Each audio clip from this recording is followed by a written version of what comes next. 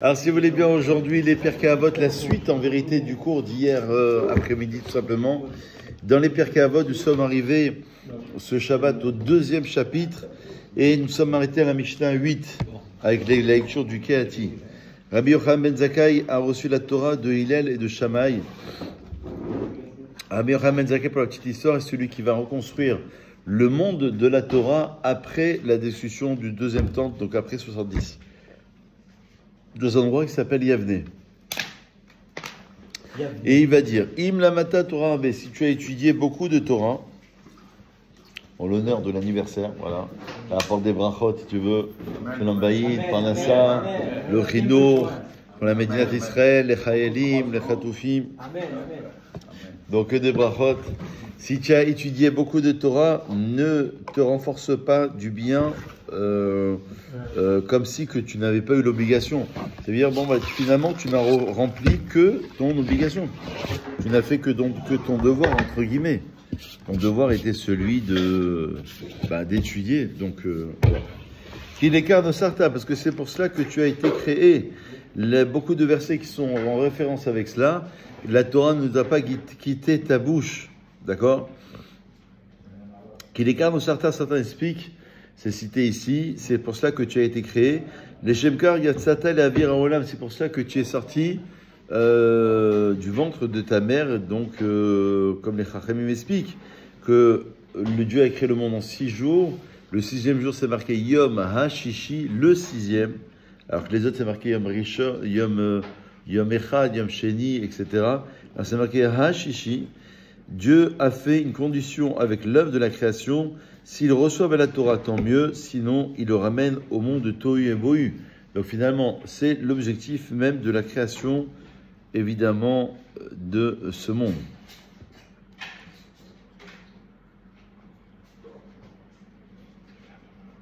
Certains vont encore expliquer dans Midrash Moël que ne considère pas que tu as fait quelque chose d'extraordinaire si tu as étudié beaucoup de Torah, que c'est pour cela que tu as été créé. Troisième explication. Tu vas dire, oui, mais c'est déjà bien, c'est déjà suffisant. J'ai étudié moi-même, j'ai pas besoin de l'enseigner aux autres. Et maintenant, ta mission, si vous l'acceptez, sera celle non seulement d'apprendre, mais aussi d'enseigner. Hamisha Talmidim. Hein? Voilà, j'arrive. Donc, Rabbi Yochanan ben Zakkai, il avait 5 élèves. D'accord? Et il s'appelait Rabbi Eliezer, Rabbi Yoshua, Rabbi Yosef Cohen, Rabbi Shimon, Rabbi Elazar. Et il va faire l'éloge de tous ses élèves. Et on va retrouver une qualité essentielle qui était, on va dire, en quelque sorte prépondérante chez chacun de ses élèves. Et par exemple, et on va citer quelques exemples. Rabbi Eliezer ben Orkenos avait une qualité comme un puits qui ne perd pas une seule goutte d'eau. C'est-à-dire qu'il n'oubliait rien. Ça veut dire que lorsqu'il apprenait quelque chose, eh ben, il était concentré, il révisait. Vous savez que la Gemara dit qu'il faut réviser combien de fois au minimum pour retenir. Et d'ailleurs, à voix haute, pas à voix basse. Hein. Il faut s'entendre parler. Si vous voulez retenir une leçon, il faut la réviser au moins, minimum combien? 7 fois. Hein?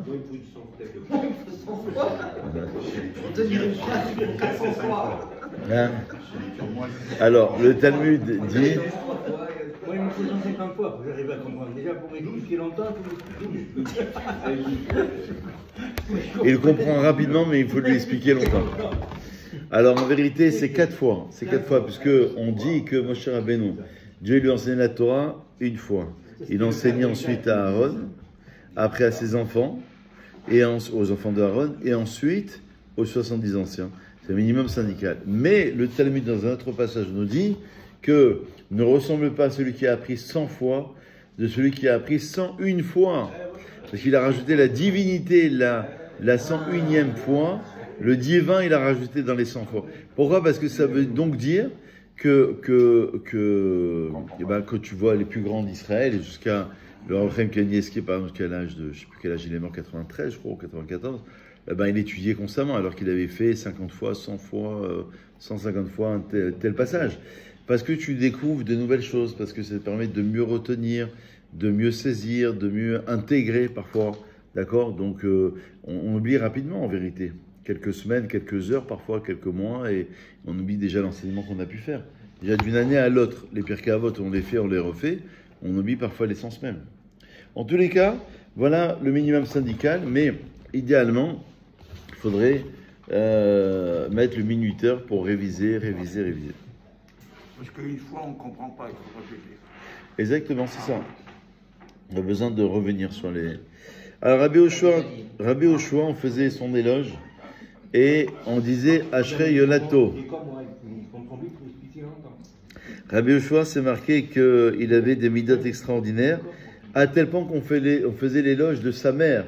On disait heureux soit celle qui l'a mise au monde, parce que c'était vraiment une dame particulière. Certains l'expliquent, les fichiers mots, alors certains l'expliquent autrement. Ils disent quel rapport avec sa mère. Bon, maintenant, lui est devenu rabbin, c'est un grand rabbin, d'accord. Quel est le lien avec sa mère? C'est qu'en vérité, sa mère amenait son berceau dans la maison d'études. Vous savez qu'on a une idée selon laquelle, même si l'enfant ne comprend pas, sa neshama comprend. Comme le Zohar, même si nous, on ne comprend pas, la mystique juive, il faut lire les télim, la prière, etc. Pourtant, on ne comprend pas. Bon, notre âme, elle comprend. Donc, elle amenait le berceau, donc au stade de bébé, elle l'amenait dans la maison d'études pour qu'il puisse intégrer d'études de Torah. Mais à quel moment on comprend? Et il faut du temps. Je constate qu'il faut beaucoup de temps. Une constatation presque évidente. Alors,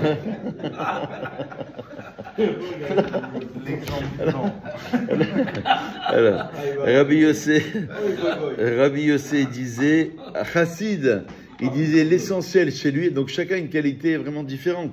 Lui, c'était le chassid, le pieux.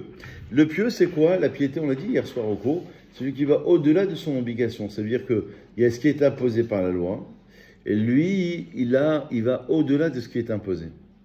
Donc, il va faire des choses en plus, d'accord? Des choses qui n'est pas obligé. Rabbi Shimon ben Netanel disait, on disait de lui qu'il avait une qualité particulière, il était craignant le péché, il craignait vraiment de faire une erreur. Et Rabbi Elazar ben Arar, il était Marian Amid Gaber, comme une source qui se renforce. Ça veut dire quoi?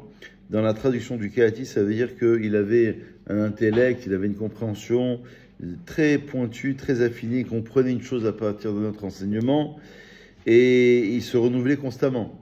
Les Lunishmat, donc, Frecha Bat Yakot. Fanny Frecha Bat Yakot. Et Avraham Ben Gabriel Samoun. Voilà. Pour la protection de tous les soldats aussi et des otages. Une parenthèse, on faisait Avinu pour les otages, non? Oui, on va le refaire si tu veux prochainement. Là, on l'a arrêté. Depuis Pessah, on l'a arrêté. On va le refaire si tu veux. Pour l'instant. Ah, je n'ai pas compris ce qu'on appelle ça. Oui, moi aussi, Depuis Pessah, oui, on a fait une petite pause. On attend quelques jours, on va refaire. Parce que là, il y avait des événements, il y avait des Rosh Chodesh. On va refaire si tu veux. Depuis Péchard. Alors, en tous les cas, la conclusion de tous ces rabbanim, c'est quoi la conclusion? C'est que si on les mettait tous, nous dit la Mishnah, donc nous dit Rabbi Yochanan ben Zakkai, si on les mettait tous sur une balance, sur un côté d'une balance, et Eliezer ben Orkenos de l'autre côté, il l'emporterait. Qu'avait-il dit, Rabbi Eliezer ben Orkenos? Lui, il avait dit, Rabbi Eliezer ben Orkenos, c'est-à-dire la qualité principale selon cela, c'est celui qui ne perd rien dans son étude, qui essaye de tout retenir, et ben c'est lui qui l'emporterait sur toutes les qualités des autres rabbins. Rabbi Shaul n'est pas d'accord, il disait si on mettait sur une balance tous ces rabbanim, et de l'autre côté Rabbi Elazar ben Aharar, or Rabbi Elazar ben Aharar avait dit que l'essentiel c'est de se renforcer comme une source qui se renforce. Ça veut dire quoi? Ça veut dire que se renforcer à travers son intellect, sa compréhension, sa force de déduction, lui, il emporterait sur l'ensemble des rabbanim. Ça veut dire que, est-ce que tu mets l'accent sur la mémoire, sur le fait de retenir, de ne rien oublier, ou est-ce que tu mets l'accent en conclusion sur la force de la déduction? Il y a un passage dans la Gemara comme ça qui dit, à la fin de Makot, il dit, est-ce que c'est Roker Harim ou est-ce que c'est Sinaï? Qui est le plus fort parmi les sages? Qui c'est que tu vas choisir? Quelqu'un qui connaît toute la Torah, mais il n'a pas une force de déduction absolue, d'accord? Il n'est pas dans la force de déduction, de raisonnement, etc., mais il connaît tout. Ou est-ce que tu prends quelqu'un qui en connaît moins, mais qui est beaucoup plus pointu. Alors il y a eu deux positions, l'un disait l'un l'autre. Et la conclusion, c'est qu'il vaut mieux prendre a priori celui qui a le plus de connaissances parce que il saura, c'est pour ça qu'on dit qu'il faut avoir étudié par exemple tout le Shulchan Aruch, tout le code de loi, même si on ne le retient pas entièrement, on va retenir quelques bribes à droite à gauche, on saura qu'il y a une difficulté sur cela, qu'il y a une question sur cela, sur la cache-route, sur le Shabbat, sur les fêtes. Quelqu'un qui a étudié que 2 chapitres, bon ben, même s'il est extrêmement pointu, il n'a pas fait les 10 chapitres, il aura étudié que 2, mais il va lui manquer déjà des connaissances. Il sera en perte de connaissances. Donc à choisir, la conclusion c'est Sinaï. Okahari, c'est celui qui déracine les montagnes. Il vaut mieux choisir le Sinaï, celui qui a la connaissance générale. Alors quel est maintenant le droit chemin que l'homme doit se choisir? Rabbi Eliezer dit, dans Mishnah 9, chapitre 2, Aïn Tova, avoir un bon œil. C'est quoi avoir un bon œil d'après le Meiri? Alors, soit on l'explique qu'il se suffit de ce qu'il a, et il est déjà heureux de sa part. Il a la voiture, il a la maison, ah c'est bien. Après, il a une famille, par exemple. Juger positivement? Non, là c'est plutôt bien voir les choses. Bien voir les choses. C'est-à-dire nous concernant. C'est de dire, moi, c'est déjà bien, j'ai un bon œil par rapport à ce que j'ai. C'est déjà magnifique ce que j'ai, parce qu'on se plaint souvent. Et donc, il va être aimé par, il va être accepté par tous, tout le monde va l'aimer.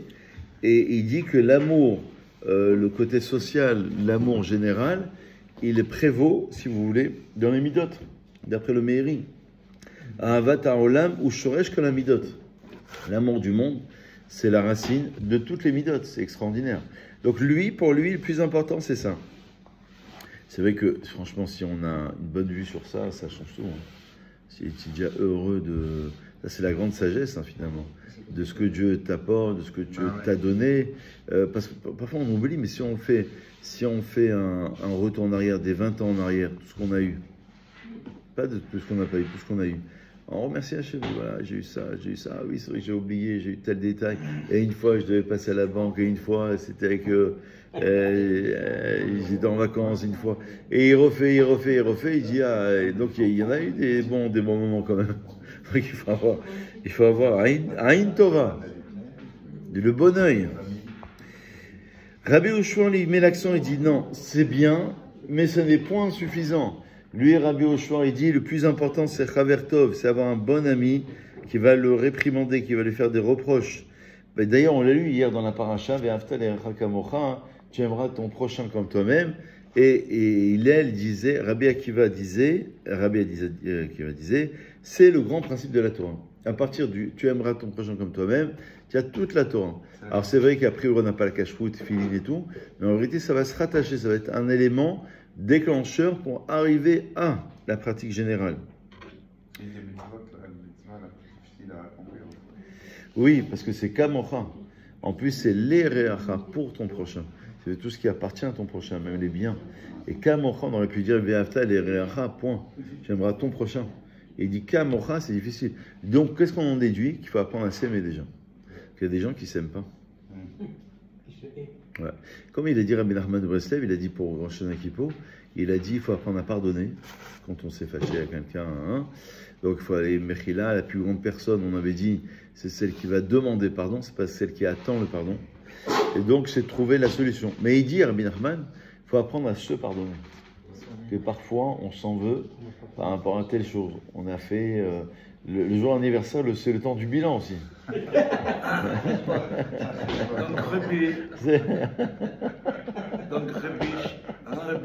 C'est le temps. Si on pardonne pas, c'est qu'il y a un problème d'instruction. Alors Rabbi Nachman lui dit, mais c'est vrai, mais le jour anniversaire, c'est aussi le moment de faire le bilan sur. Et d'ailleurs en hébreu, pas en français, l'anniversaire en hébreu, on a la capacité, il faut lire le Télim de l'année d'après. Si par exemple il a 40 ans, donc il va démarrer la 41e année, alors qu'il vient de faire 40 ans, donc il fait le Télim 41. S'il a 50, il fait Télim 51. Et là, oui, non, en français. Là. En français, on fait le Télim. Aujourd'hui, c'est en français aujourd'hui.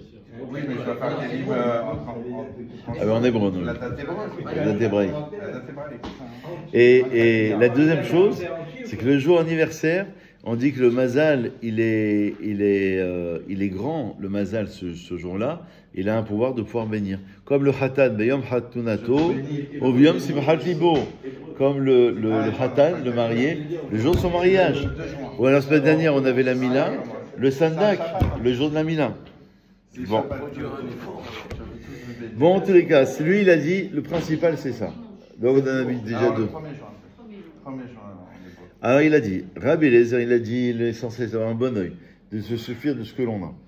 Rabbi Yehoshua, il a dit non, un bon ami, parce qu'il va te faire des réprimandes, il va te dire ce qui va pas, etc.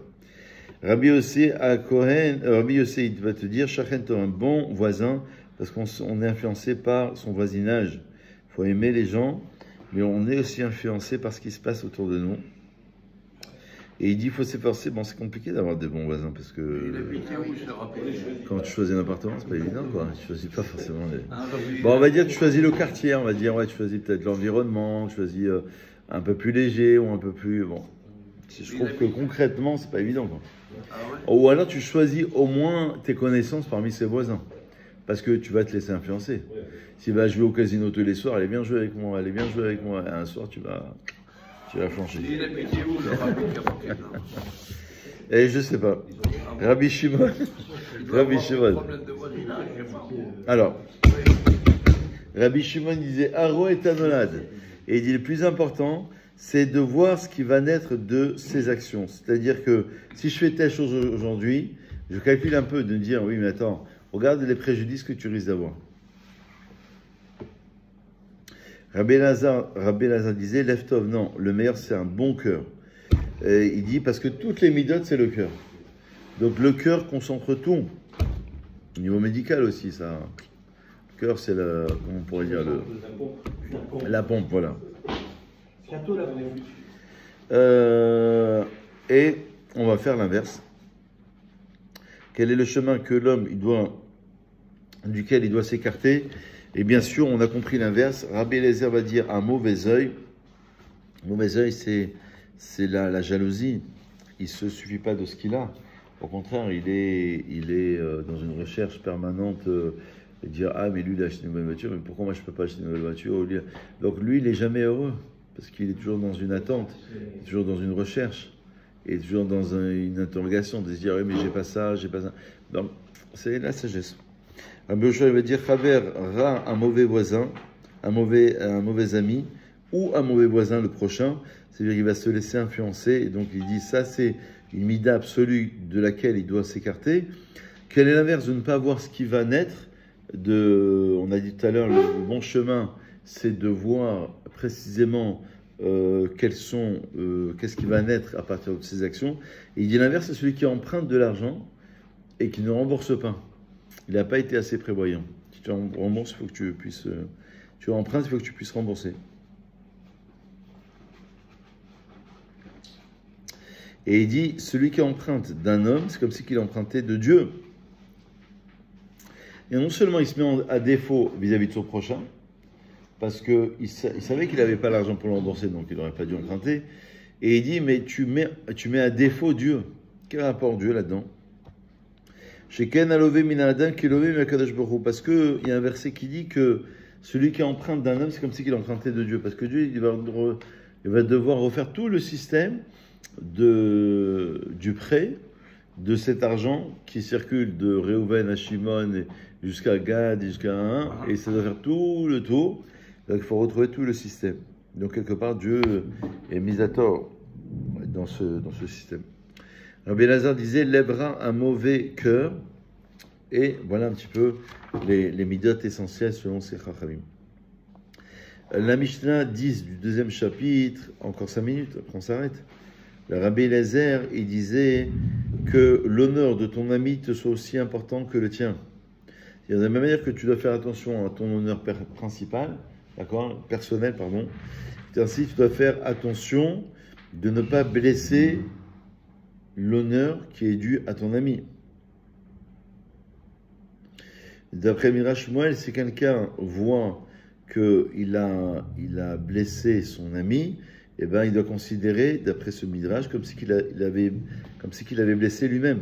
D'accord? Ve'alteinoar lichos, ne te mets pas vite en colère. Parce qu'il n'y a pas pire que la colère, disent les Chachamim. La colère amène à l'erreur. C'est l'origine de la colère, c'est l'orgueil. Parce qu'on ne veut pas se laisser avoir, on ne veut pas se taire, etc. Et Chachamim disent qu'il n'y a pas pire que la colère. Et la Gemara va jusqu'à dire, c'est un peu sévère comme expression, celui qui se met en colère, si c'est un sage, il perd sa sagesse. Et l'orgueil vient d'où, l'orgueil? Eh ben, c'est l'ego de la personne qui Manque veut... de connaissance ou quoi? Non, pas forcément, parce que là on parle de quelqu'un qui se met en colère ou qui est orgueilleux, qui peut être sage. Enfin, Ouais. sage, il ne l'est pas, il peut être érudit, on va dire. Il peut être érudit en Torah, il peut être... bon. Si c'est un prophète, il risque de perdre sa prophétie. Et Chachamim disent dans le Talmud que celui qui se met en colère, il oublie son étude et il rajoute de la sottise dans ses actions. Donc il faut faire attention. Voilà. Ve'alteinoar lichos, ça veut dire que avoir une maîtrise quand même dans le cadre du couple, avec nos enfants, avec son prochain, dans une communauté, dans une famille aussi. Plus généralement dans une famille aussi. Des fois on peut être enclin à s'emporter, etc. Et la Torah, c'est la maîtrise, hein, avant tout. C'est pas toujours évident, je sais. Mais normalement, idéalement, c'est la maîtrise sur ses vertus, sur ses qualités, sur sa colère, sur sa jalousie, sur son penchant du mal. Normalement, l'objectif de tout cela, et sinon, il n'y a pas de sens. Quel est le sens de faire Shabbat, de faire la prière, etc., et de vouloir sanctifier la matière, etc., si ce n'est une maîtrise sur son corps. Donc, les pulsions, déjà, les plus basiques. Et parmi ces pulsions-là, il y a évidemment la colère. Il n'y a pas comme la colère, c'est incroyable. Et enfin, juste pour terminer, il revient un jour, fais tes chouvins un jour avant ta mort, comme tu ne sais pas quel jour tu vas mourir, tu vas pouvoir faire tes chouvins tous les jours. Voilà. Et chauffe-toi alors là c'est un peu sévère aussi, chauffe-toi au feu des Chachamim, mais fais attention à leurs blessures, parce que les sages, ça peut brûler, à leur morsure, parce que il faut faire attention. Je parle des grands sages, je ne parle pas de n'importe qui. Ça veut dire que s'il dit une parole, cette parole-là, elle peut se réaliser. Il faut que tu fasses attention. C'est-à-dire, tu ne peux pas t'amuser avec pas n'importe qui, pas des grands personnages, d'accord? Parce que leur morsure, c'est comme la morsure d'un renard. Pour un grand sage, si tu donnes un conseil, tu as intérêt à l'appliquer, c'est ça? Ouais, tu peux pas trop t'amuser, quoi. Ça veut dire que d'abord, le grand sage, lui, il va savoir si tu dis vrai ou pas. Il sait où elle est la vérité, comme un scanner, en fait. Donc tu peux pas trop... il sait, tu peux pas l'avoir comme ça. Non, mais après, tu es obligé d'appliquer ce qu'il t'a dit. Après, tu es obligé d'appliquer ce qu'il a dit. Et, Ouais. ouais. Et alors, morsure, c'est une morsure. Donc il faut en même temps s'attacher à leur chaleur, à leur feu. Le feu de la Torah, c'est important. Mais comme nous, on a été parti voir Rabbi Moshe, là. Rabbi Moshe, il a des capacités hors normes. Il arrive à... Moshe, quoi, c'est Moshe? C'est quelqu'un... Sadiq au Maroc, mais Ouais, quelqu'un. au Maroc, on était voir un Sadiq un grand. Mais il C'est a... impressionnant. Tu sens qu'il sait où elle est la vérité. Il va te le dire, d'ailleurs. Il va te le dire précisément. Après, il y en a très peu des gens comme ça. C'est pas tous les coins de rue. Mais c'est vrai que ça veut dire qu'il y a une certaine... Là, comment il explique comme ça. Hein. Ouais. Et enfin, Rabbi Yoshua disait, il y a trois choses qui font sortir l'homme du monde. C'est-à-dire que l'homme est en marge de la société et il n'est plus lui-même. Le mauvais œil, le penchant du mal et la haine des gens. La haine des gens, ça peut être soit il n'aime pas le côté social et il n'aime pas se mélanger avec les gens, ou alors il hait les gens carrément. C'est deux explications différentes. En tout cas, ça fait sortir l'homme du monde. C'est-à-dire que l'homme, il est en marche carrément. Pourquoi? Parce qu'il est pris soit par son penchant du mal, soit par son mauvais œil, soit donc il n'est pas bon, quoi. Il perd. Alors il y en a qui expliquent, le Maharal explique aussi, mais t'as Adam, il ça fait sortir l'homme du monde. Il perd son statut de noblesse. Pour désigner un homme, il y a 4 expressions. et l'expression la plus noble, c'est Ha-Adam, c'est l'homme, c'est-à-dire avec toute sa noblesse, il perd ce côté-là parce qu'il est pris justement dans ses défauts. Baruch Adonai La'olam, Amen.